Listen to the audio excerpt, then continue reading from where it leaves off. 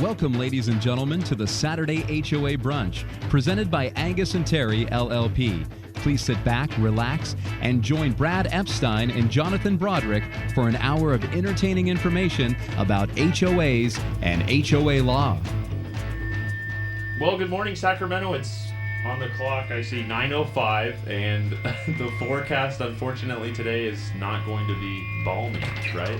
Well, let me look outside. It looks like it's going to be balmy to me. We'd like to welcome our listeners. It's not going to be balmy. It's going to be wet. I think it's going to be a wet weekend in Sacramento. Yep, that's what we said, balmy. So, we're the Saturday HOA Brunch. We're back again, and of course, we have a special guest in studio, right? You're yes. excited about that, and of course, Bianna is here. I'm back. Yeah, she's nice. She's back from her, what'd you do last time, camping or wedding? What was it? I was here last time. She was here last week. Jeez. I must have been sleeping at the wheel. Anyways, we talk all about community association law and everything that affects the community associations.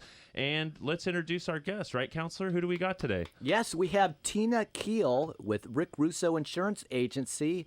Tina, we are so happy you're here. We're just looking forward to talking about insurance. Our listeners love to hear about the insurance issues concerning community associations. It is so important. So welcome. How are you feeling today? I feel wonderful. It is a bit balmy, but I'm happy to be here, and I'm thankful to be here with you guys. So thanks for having me. Fantastic. And we're welcoming some new listeners. We have, of course, Sandra with Gold River, and we have Rhonda with Granite Bay, those board members. But we also have Rich and Stephanie from Santa Cruz, some board members from out there listening today. Really? Listening on the iHeartRadio app while they dodge great whites and surf out there on the coast?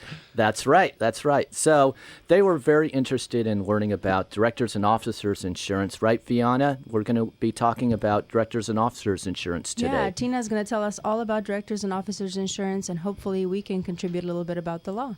And Vianna, how can listeners join in our conversation? So they could always call us, 888-923-1380. Don't call 923-1380. Please call 888-923-1380. And they can also follow us on Facebook and Twitter. It's the Saturday HOA Brunch on Facebook and Twitter. Right, and I'd like to mention that a lot of our board members, too, listed on their cell phones.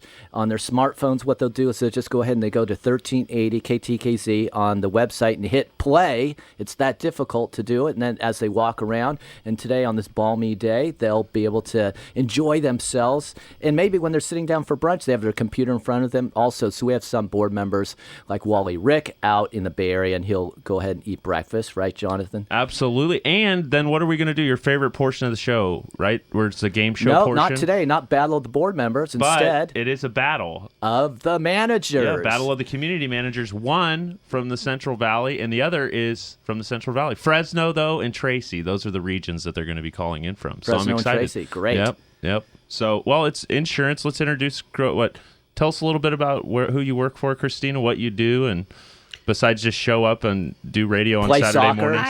I just show up and play soccer. I've been working for Rick for about 13 years now. I walked in his doors with no insurance experience, and I always say that you never grow up thinking that you're going to be an insurance agent, but here I am. I cut my teeth in his business, working on home and auto insurance, and about 5 years in, I decided to switch over to his commercial sector and been working on homeowners associations ever since. Yeah, fantastic. Yeah, we do want to mention that we all are on Dion Stein's law office of Dion Stein, the great law firm, general counsel for community associations. We're on his team, and what's our team name, Jonathan?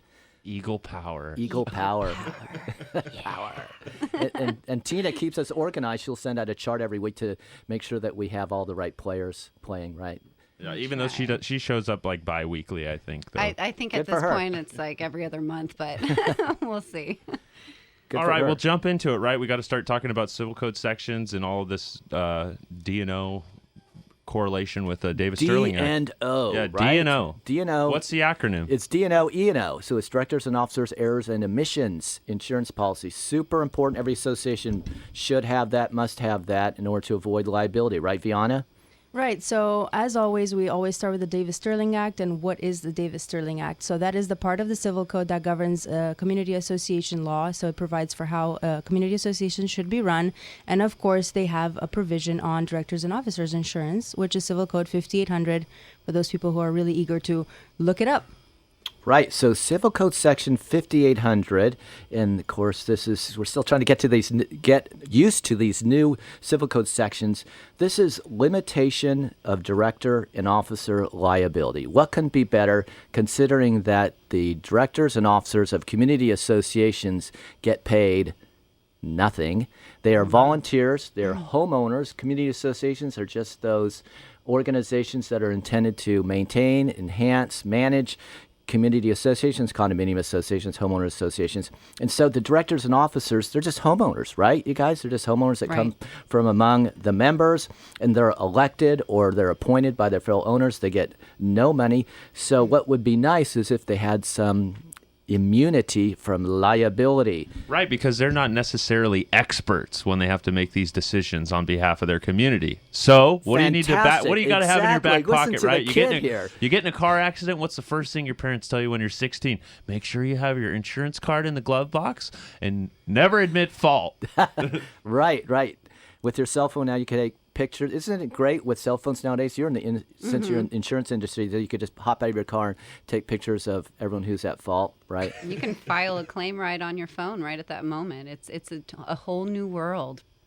Wow, no kidding. You can What's file a that claim right on your from? phone. Is that Little Mermaid, a whole new That was world? The Little Mermaid. Okay, I'm just trying to make sure that we have the all sorts background of music started going off in my head, and I started thinking of that little guppy that was swimming around with the lobster Sebastian.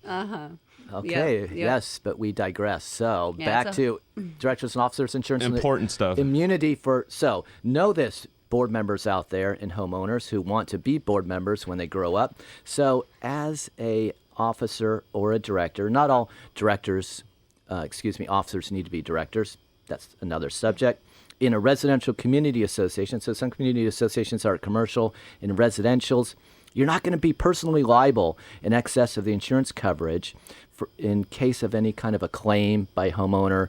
They get hurt, injured, bodily injury, emotional distress, wrongful death, property damage, any of those types of claims against the board member. What they're called is a tort, right, Jonathan? You knew this already, right? Absolutely. Tort is one of my favorite pastries. Oh, right. No, tart. Tort. What? I don't know tort. It's a civil non-contractual claim. So it's when someone sues you for an injury to themselves or someone else, emotional distress, or for property damage, that's a tort. It's one of the first things that you learn in law school. So you're going to go ahead as a director or an officer association, you're going to be immune from liability above the insurance coverage as long as you do a couple of things, right, Fiona? What do you have to do? You have to be perform the scope, right?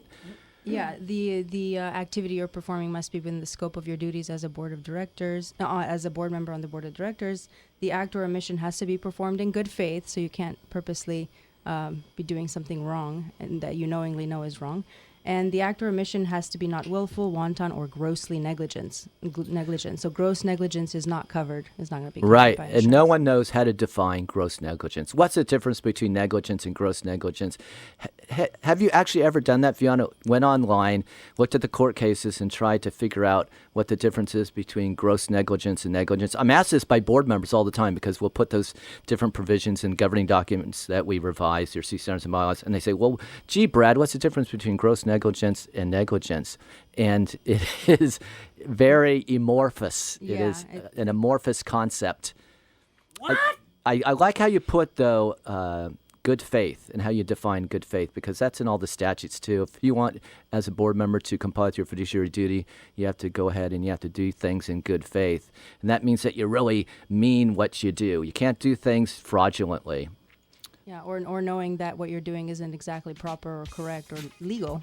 Perfect. And then in addition to the working within the scope of your duty, performing good faith, and not doing things willful, wanton, gross negligence, you have to have particular insurance coverage, right? So when we come back, Tina and us, we're going to go ahead and tell you what that insurance coverage is. Well, I'm excited. So that's the music that says we need to take a brief break. When we return, more from our special guests, Christina Keel, Deanna Barbru, and Brad Epstein. We'll be back shortly. Thanks. Rick Russo Insurance.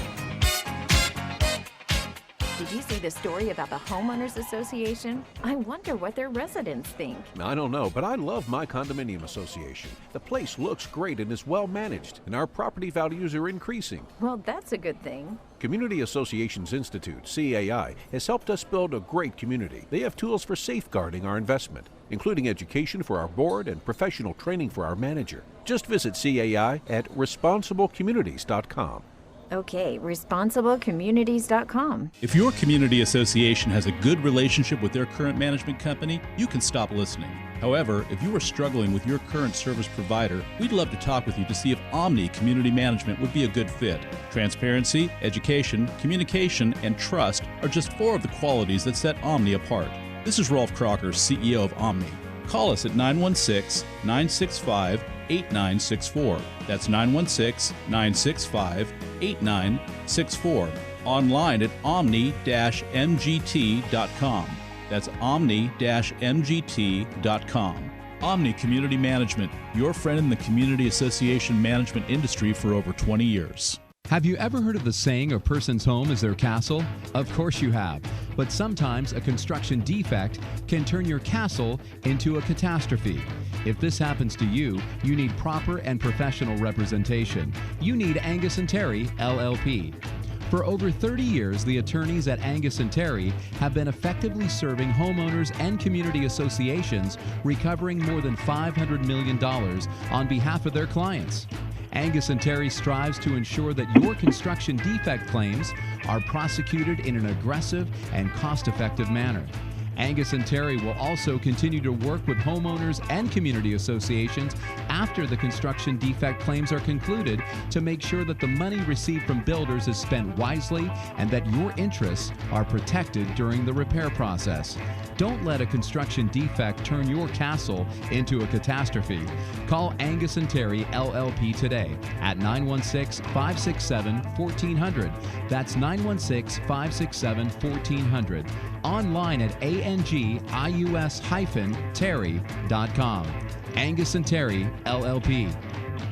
This is AM 1380, The Answer. You're listening to the Saturday HOA Brunch presented by Angius&Terry LLP. And now your hosts, Brad Epstein and Jonathan Broderick on AM 1380, The Answer. Good morning. We are back right from the first quarter. Yeah. And guess what? The phone's been ringing. So we have 2 contestants, community managers, that are going to play Battle of the Community Managers today. I know, you're just jumping at the bit over there, chomping at the bit. So we have our first caller, Arlene. Arlene, can you hear us? Yes, I hear you. Arlene, thanks for calling in and agreeing to participate on the show today. Can you just tell us a little bit about how long you've been a community manager? Maybe you have a couple bullet points of why you enjoy being a community manager. And just tell us a little bit about your where you're located and your community management experience. Okay, so I'm in Fresno, California. I've been managing approximately 4 years, and I have best 4 years of your life. I'm sorry? Is that been the best 4 years of your life? I'm so sorry, I can't hear you. That's all right. Can you hear us, Arlene? I can hear you. Oh, okay. I was just cracking a little. I thought maybe. Right, it's hard to hear when you're speaking and then you speak also, right, Jonathan? Sorry, Arlene. He's just getting a little enthusiastic today, Arlene. So please continue. So Fresno. Yes, Fresno, California. And I have a portfolio of approximately 17 associations that I'm managing. Oh, my gosh. That's a lot of associations. So you work 80-hour weeks? So you don't have all monthly meetings then, of course, right? You have some quarterly meetings mixed in there with those 17 associations that you manage, right? Yes. I'm just having a little hard time hearing you, but I think I understood you. Okay, well, excellent. Great. All right. So just hang on tight. Listen to the legal discussion and insurance discussion with our special guest, Christina. And then now we're going to jump over. We have another contestant, Brandon. Can you hear us? Yeah, I can hear you okay. Can you hear me? Yeah, how you doing, bud?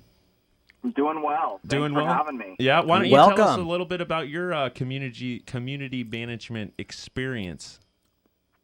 So I've been doing it for about 6 years now. best years of my life. Wow. I've met some great people. Enthusiasm. Had some great experiences. And, you know, I if you put my feet to the fire, I could come up with a couple complaints, but none worth telling on the radio. All right. Well, we'll accept that. So we're excited to have you, and you and Arlene are going to duke it out at the end of the show with a little bit of true or false trivia regarding today's What? Why are you shaking it's your head? Not trivia. I guess it's not trivia. It's a true or false this game? is substantial law.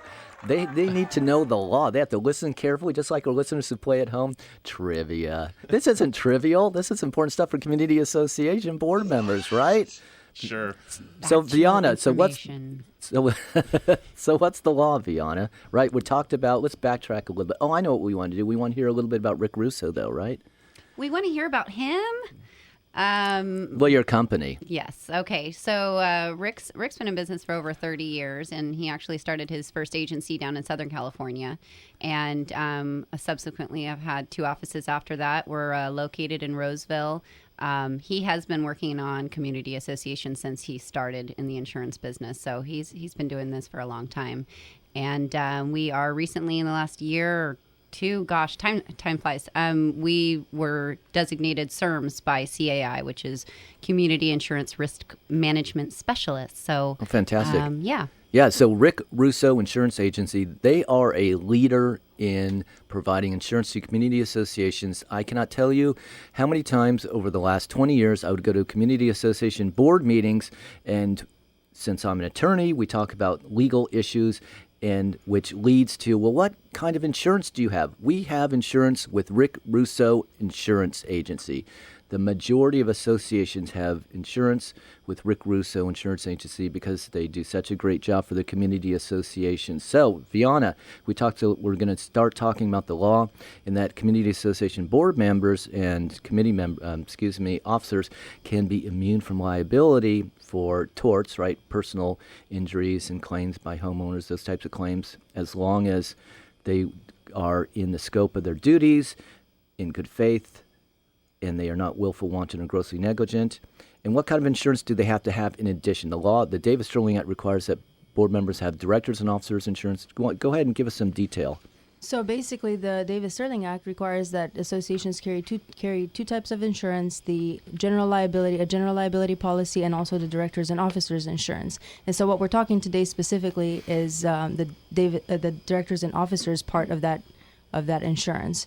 And in addition, the associations must have certain types of coverage depending on how many lots are in their community, how many separate interests are in their community. So if you have at least you have to have at least $500,000 in coverage if the common interest development consists of 100 or fewer lots, and at least $1 million in coverage if the common interest development consists of 100 or more lots. Mm-hmm. So as good teachers would say, this is going to be on the test. So at least don't give them a clue. I'm a nice teacher. At least $1 million if the CID, the common interest development, consists of more than 100 separate interests, which could be condominium units, it could be lots, it could be townhomes, it could be attached, detached, either or and over at least $1 million in directors and officers insurance. If the association has more than 100 lots, it's only $500,000. If they have less than that, here's a curveball to you, Tina. So, are there many policies for directors and officers insurance that are just $500,000? You know, when this civil code came about, I was surprised that it was $500,000, just because I don't have a policy that's less than $1 million. Right. So it was a slam dunk for us, and I don't see that's not common, but. Right. Yeah. When I first got in the industry, there were some subcontractor policies that would be $500,000, but any kind of contractor's insurance nowadays, you know, when you have construction defect claims, right, they're at least $1 million, and most of them are $2 million. Yeah, I don't even know if it's offered, and if it is, I can't imagine the cost being effective. So. Okay, and so Viana continues. So, what are the other details about the directors and officers insurance coverage? Let's see. So the payment of expenses, the insurance coverage will pay for expenses incurred by the director in trying to defend him or herself in the claim, and that's not going to be counted as income towards the director. Yeah, this is important because these are volunteer directors, and in order to be covered under these insurance policies, right, Tina, the insurance policies, the directors and officers, they can't be paid money. That means, hence, they wouldn't be a volunteer. So this fact of that, the payment of actual expenses incurred. So you'll have, like, for instance, we'll go to mediations and settlement conferences with directors and officers at, construction defect cases, and the directors and officers, they will get reimbursed for, say, their mileage and what have you. And that doesn't mean that they're not a volunteer. And I think it's important to note that the Davis-Sterling Act doesn't actually limit liability for negligence. All it does is provides that if you have the correct coverage, you should be protected. Well, no, I see your point there. Again, point counterpoint. They're immune above that for those torts. It doesn't. Right. Yeah. Okay. Well, let's just ask real quick then, Christina, if someone wanted to get a hold of you, not just someone, but potentially a board member or a community manager, what would be the best way for them to reach you if they wanted to so that you could hit their curveballs out of the park like you just did Brad's? Oh, yeah. By email or phone, you can call the office, 800-281-7873. My extension's 115. Or you can email me, Tina, at Rick Russo Insurance, all spelled out, .com. And Tina, what I wanted to know is on the D&O policy, who is the insured? Who's covered? The insured is a committee member, volunteer, board member, director, officer, and that's for past, present, or future duties. So every policy varies in language, but in the general sense of the definition, that's what it is. And my question is, how long do these policies last? When do they have to renew? What is generally the length and period of the contract and agreement with your insurance company? Is I know my insurance, I renew it every 6 months or every 12 months. What is a director and officer's policy? How long does that last? We have an annual anniversary, so typically it's going to renew at the same time that your property and your umbrella and your workers' compensation does. So you want to have that every year. Okay, another curveball. I received a text from one of our smart board members, and what she asked was, she said, well, if we had a lawsuit pending and we switched insurance companies on the directors and officers, will the new directors and officers insurance policy cover that lawsuit that's pending? Typically not. You hopefully had filed that claim with your current carrier at the time the lawsuit was occurring.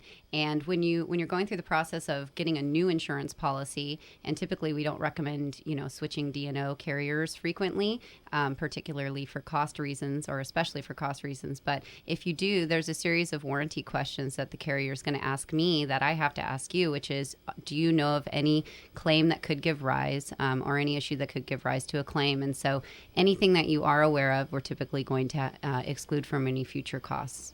Well, thank you, Tina, and thank you, board member, for texting us that question. Good question. Are community managers usually covered by these policies? I think that's a really important question for the board because they direct the community manager to perform a wide variety of duties. So would this kind of policy cover them? Is covered. It does depend on from carrier to carrier whether you have to endorse it or it's automatically listed, but typically they are included, and it's under the scope of duties that the board directs them in. Right, and what happens if the board is still under the control of the developer? So if the developer is either in control or just somehow still on the board, what happens with the D&O coverage? That's okay. And this happens quite a bit, and hopefully more, which means that we're starting to build more and more. We just need to let the D&O carrier know. You got to let me know so that I can find the right carrier for you. Some carriers do not accept a D&O policy if the board consists of a developer. They may not accept the D&O coverage if the board is primarily developer. So we have to find out what your variables are and find the right carrier for you. Okay, so it basically really depends on the carrier, and it is possible that there's still coverage available. Absolutely, in their capacity for the board, for the homeowners association, not in their development acts as a developer. And Tina, so can you give us some money information? So what kind of a range of premiums are we talking about for a directors and officers policy? Well, the typical policy that I see in a generally sized association, 100 units or less, is going to be about $1,000. It can go as low as $700 Per year. Per year, yeah, and anywhere up to, I have a policy that's $20,000 because they've had a lot of claims, but. So that's the biggest factor, is how many claims that they've had? Oh yeah, definitely. That's going to be the biggest issue next to your unit count and some of the amenities that you have in your community. Excellent. Well, we've got a lot more to talk about, and then we're going to have two community managers with a lot of experience duke it out and battle. Oh, I can't wait. Yeah, battle right? the managers. Yeah. So we're going to talk about the relationship with construction defect investigation and claims next. Oh, all right. That sounds exciting. When we get back from the break, you heard it. That's what we're going to discuss. Hi, I'm Morgan Fussell. My company, Broadband Agreements, negotiates cable television and broadband right of entry, access, and compensation agreements for your communities. At Broadband Agreements, we offer a free review of all agreements with a signed letter of authorization. Broadband Agreements will improve your community's income and/or savings, or you don't pay us a dime. Visit us at broadbandagreements.com. That's broadbandagreements.com. Or call me, Morgan Fussell, directly at 916-939-5026. That's 916-939-5026. Broadband Agreements online at broadbandagreements.com or 916-939-5026. Hi, this is Rick Russo, owner of Russo Insurance Agency and Financial Services. We proudly serve Granite Bay, Roseville, Rockland, Sacramento, Lake Tahoe, and the surrounding areas. At Russo Insurance Agency, we like to say, get to know us before you need us. Our insurance agency is built on relationships and trust. If you want to be certain that your most valuable assets are insured correctly, allow us to give you more than just a 15-minute quote. For all your commercial, home, auto, and life insurance needs, call us today at 916-791-1901. That's 916-791-1901. Or online at rickrussoinsurance.com. That's rickrussoinsurance.com. Thank you. News, opinion, insight. AM 1380, The Answer. You're listening to the Saturday HOA Brunch presented by Angius&Terry, LLP. And now your hosts, Brad Epstein and Jonathan Broderick on AM 1380, The Answer. Hello, everyone. We are back, and we're in the studio with Tina Keel.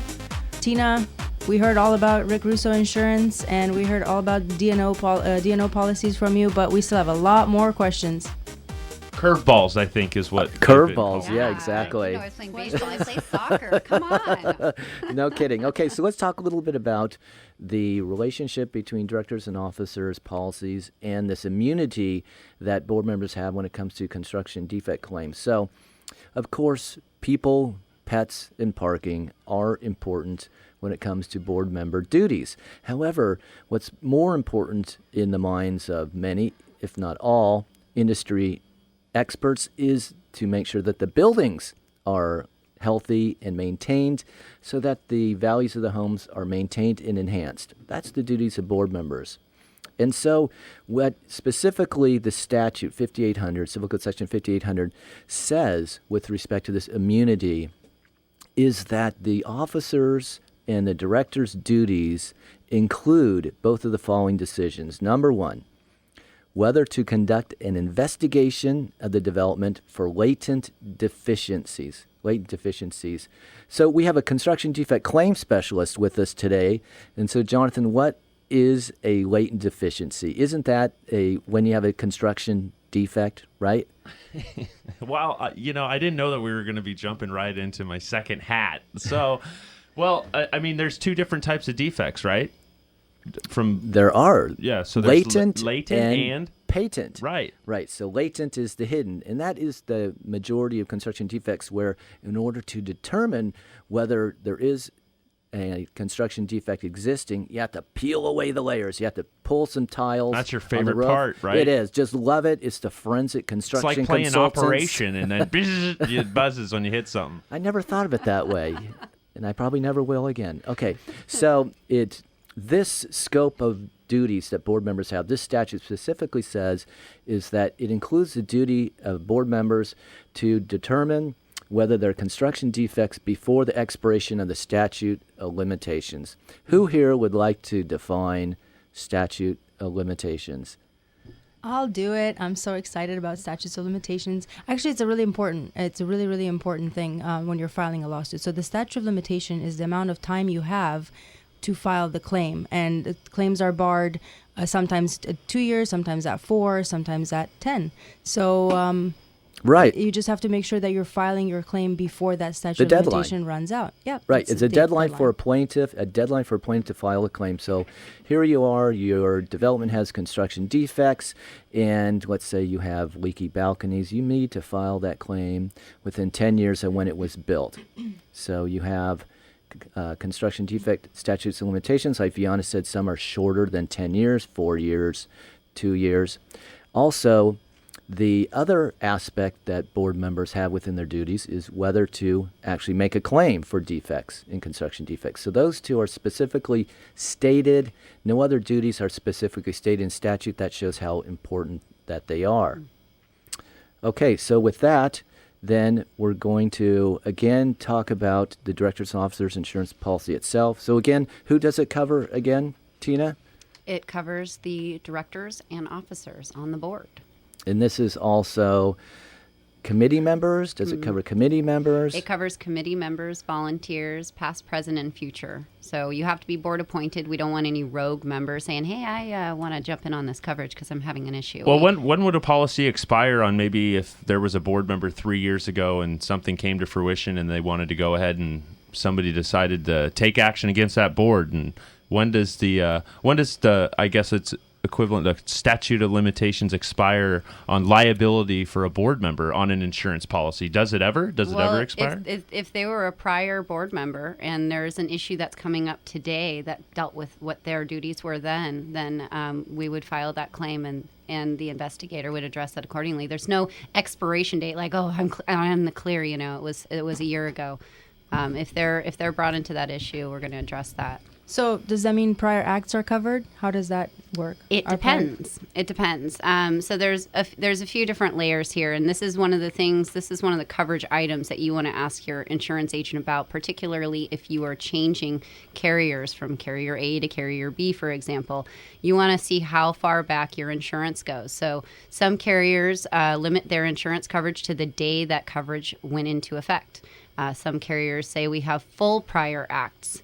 And some carriers have a contingent date where it will go back to the date that the association is formed. So it's a really big item because if you're going through a changing carrier and you don't know about a claim and you switch carriers, you want to know that you're going to be covered for that issue that comes up. And I think a good point for boards to take note of is that they should review their insurance policies for their definitions, for any particular items like the prior coverage you mentioned, to make sure that they understand what acts are covered, how much coverage they have, what the definitions are. Because Absolutely. I think you mentioned the definition of claim is also important. Absolutely. Every carrier, like I said, every carrier is different. And a lot of these questions I'll answer with it depends, because it really does depend carrier by carrier. But these are big items that you want to discuss with your agent.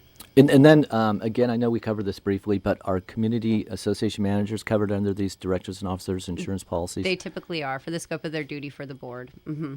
What about if the damages are not monetary in a certain type of action? What happens? Is that covered? We address non-monetary issues, so that's specific to our directors and officers coverage for nonprofit organizations. Oh, no, that's special then. So what you're talking about, that is when a claim is made to ask the board to take or not take some action, like do the election over, or stop enforcing in this instance. And so you're saying that kind of coverage is covered under your insurance policy? Well, yeah, I'll give an example of a non-monetary claim. So I say I'm an owner. I purchase in a community on lakefront, and there's huge trees that they're aged trees. They're beautiful trees that add to the aesthetic features of the association. And one day, for whatever reason, the board decides we're gonna cut those trees down. And I feel as an owner that just diminished the value of my home, maybe now or maybe in the future when I may go to sell it. So that's a kind of a value I can't place. It's a non-monetary thing. It didn't hurt me in my finances, but I have a feeling that it could have.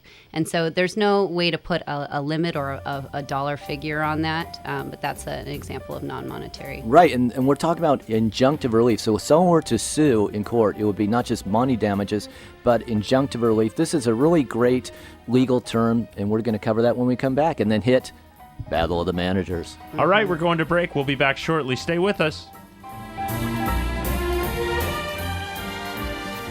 Hi, I'm Morgan Fussell. My company, Broadband Agreements, negotiates cable television and broadband right of entry, access, and compensation agreements for your communities. At Broadband Agreements, we offer a free review of all agreements with a signed letter of authorization. Broadband Agreements will improve your community's income and/or savings, or you don't pay us a dime. Visit us at broadbandagreements.com. That's broadbandagreements.com. Or call me, Morgan Fussell, directly at 916-939-5026. That's 916-939-5026. Broadband Agreements online at broadbandagreements.com or 916-939-5026. The challenges presented by today's economy and rebounding housing market is forcing many homeowners association boards of directors to operate their HOAs more like a business. It's a balancing act of trying to stay solvent and still provide homeowners with quality amenities and services. One of the main challenges HOA boards are facing is attempting to recover unpaid HOA fees owed by delinquent homeowners. Collection efforts are often very time-consuming. If you want to get the HOA fees collection monkey off of your back, call ATC Assessment Collection Group. ATC is an attorney-supervised collection company providing collection and foreclosure services to HOAs in both California and Nevada's most recognizable communities.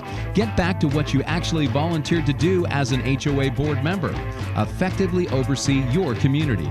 Call ATC today at 916-641-1410. That's 916-641-1410. Online at atcacg.com. That's atcacg.com. ATC Assessment Collection Group. AM 1380.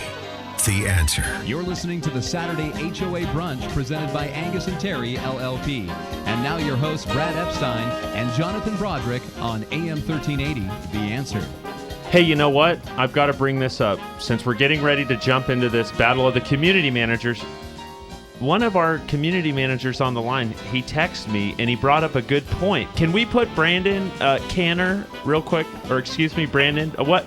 Brandon, what was that little note that you had sent me, a message briefly in the break that was really a good point?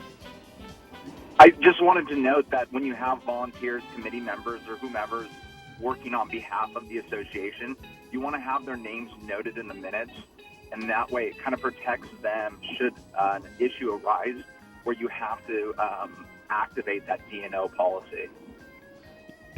How do you feel about that? Absolutely. We can't have any rogue board members, but we certainly don't want to leave anybody out in the dust. So you want to make sure that they're board appointed and that they're noted, especially if you have large committees and many volunteers, if you're a very active community. So what types of acts are actually covered under D&O policy?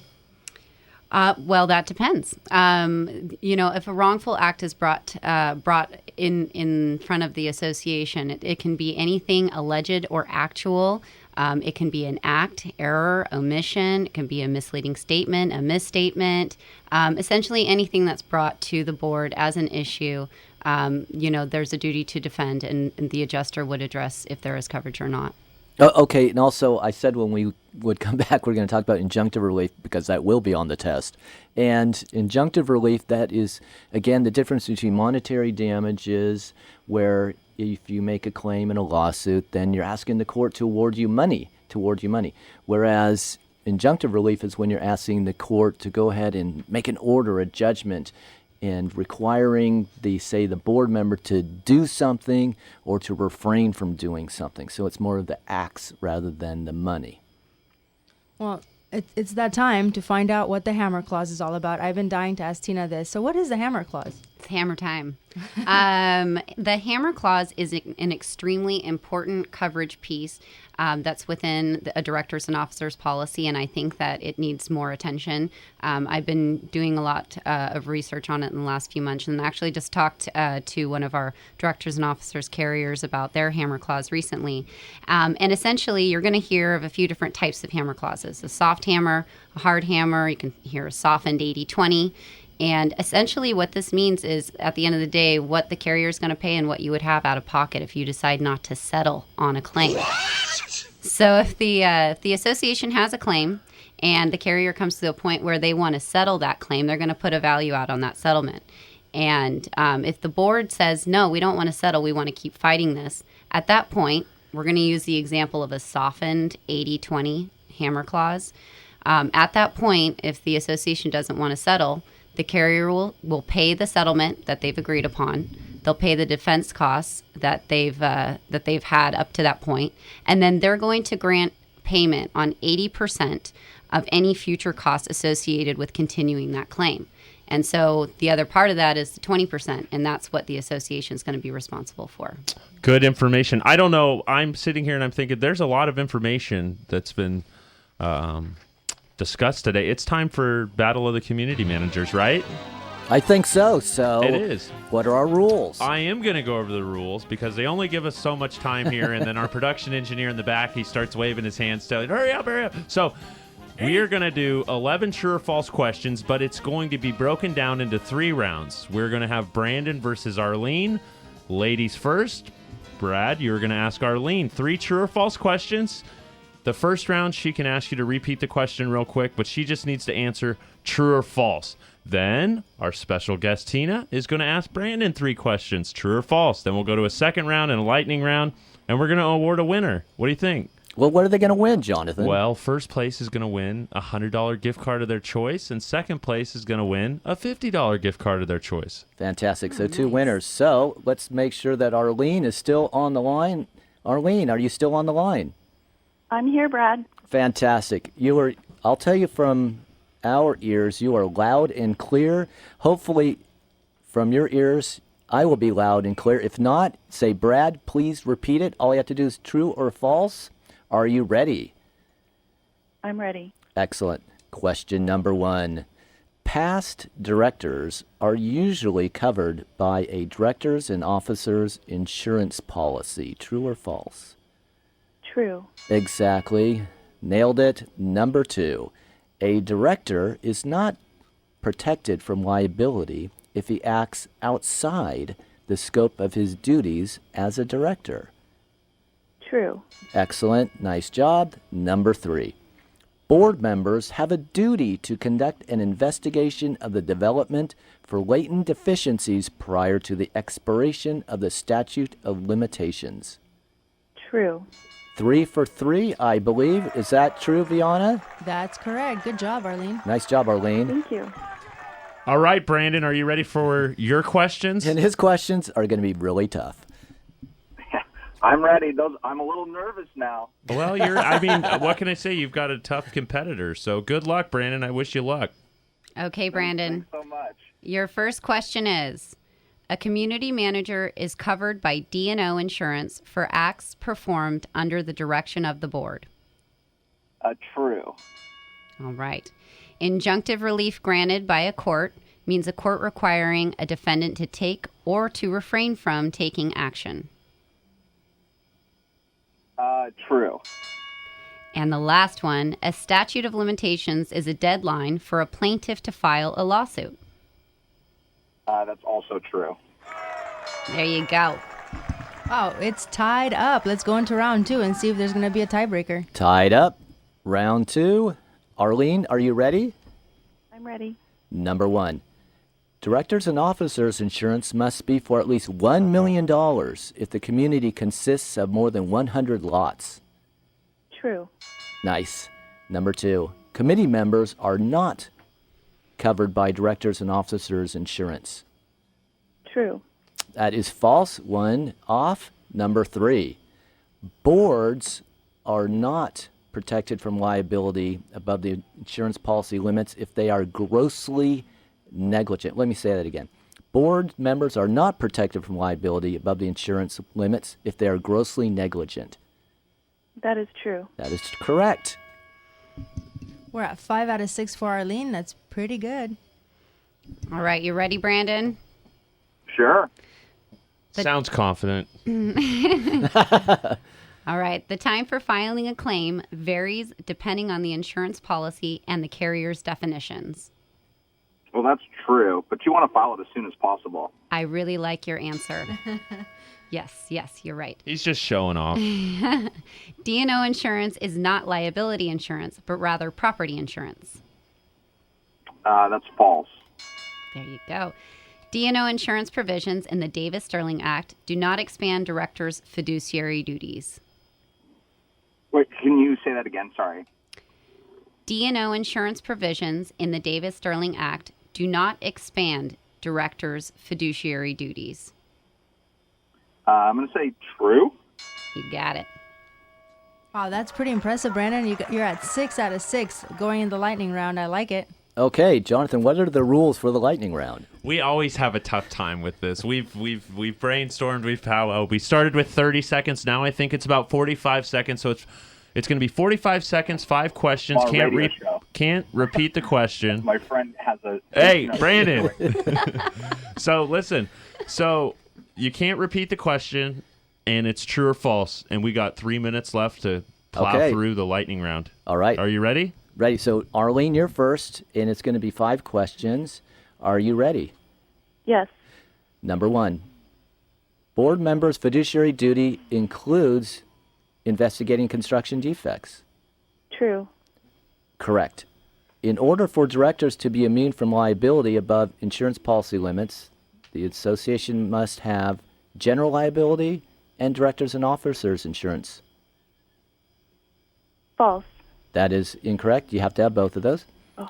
Number 3, employees of the association are not covered under the directors and officers insurance policies. False. Correct. Directors and officers insurance covers errors and omissions performed in good faith. True. Correct. The board should carefully review insurance policies for definitions and exclusionary language. True. Correct. Nice job. Wow, we're at 9 out of 11 for Arlene. Good job, Arlene. All right, Brandon, you ready for this? Yep, ready. All right. The first question. Property damage is usually not covered by D&O insurance. True. Right. Second question. Insurance carriers always have the same definition of what constitutes a claim. False. Correct. D&O insurance covers errors and omissions performed within the scope of a director's duties. True. Awesome. Sometimes D&O insurance coverage is denied when a developer is still in control of the board of directors. True. Perfect. And the last question, D&O insurance is usually for just one director, not the entire board. False. That was an easy one. Wow, that is a perfect 11 out of 11 for Brandon. Hey, guys, so thanks for playing. I'll get a hold of you next week, and we'll get you some gift cards. So, Arlene, thank you for letting us borrow some of your time on a Great Saturday job, Arlene. morning. Great job. Great Thanks, job. Arlene. Yeah. And Okay, Brandon, thank you played with a little bit of swag and confidence and decided to take home the victory today. Thank you so much. I'll see you soon. All right, take it easy. Thanks, Thank you. Brandon. Thank you, listeners. Okay, so we're going to go to the tiebreaker and talk about that one. Yeah, so the tiebreaker, although none of the contestants are still on the line, is a really complicated, long question. So, Tina, you tell us if this is true. Pursuant to the Hammer Clause, if the carrier wants to settle and the insurance refuses, then the carrier limits its liability to the amount that the claim could have been settled for, plus defense costs incurred to the date of the proposed settlement.